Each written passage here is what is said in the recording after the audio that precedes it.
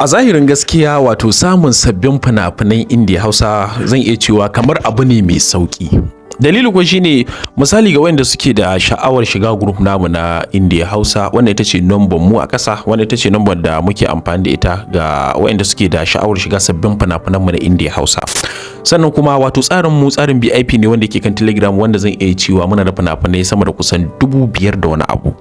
Don haka ga wanda suke da sha'awar shiga group namu na VIP, wanda ita ce number mu a ƙasa kamar da ku ga na rubuta muku ita, idan kuna da sha'awa za ku iya muna magana domin ku ji yanayin yadda tsare-tsaren namu suke, ta yadda za ku iya shiga wannan tsarin namu mai albarka. Sannan kuma ga wanda suke son wato su rika samun irin kamfanin Algaita, Sultan, Yusuf Zamani Record, wannan duk ba matsala bane.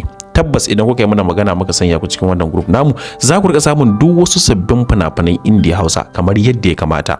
Sannan kuma ga wanda suke son misali mu rika tallata musu kasuwancin su, muna iya tallata muku kasuwancin ku a kafafen sada zumunta, mu bunkasa kasuwancin ku.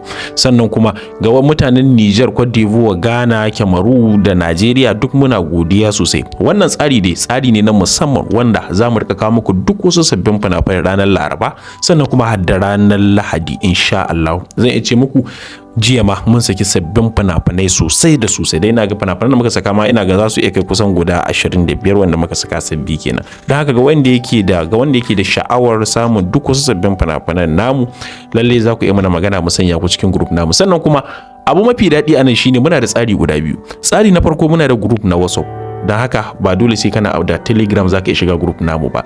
Sannan kuma abu na biyu shine muna da kuma group na Telegram, dukkan su muna iya sanya ka idan ka yi biya guda shikenan za mu iya sanya ka.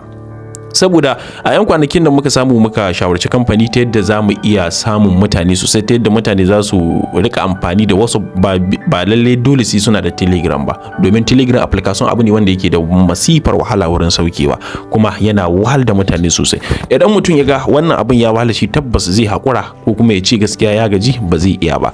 Wannan su ne manyan dalilan da ya sanya muka ga cewa lallai ba za mu iya rike Telegram ba, dole mu dawo kan WhatsApp, saboda mabiya WhatsApp sun fi yawa, sun fi rinjayar mabiya Telegram.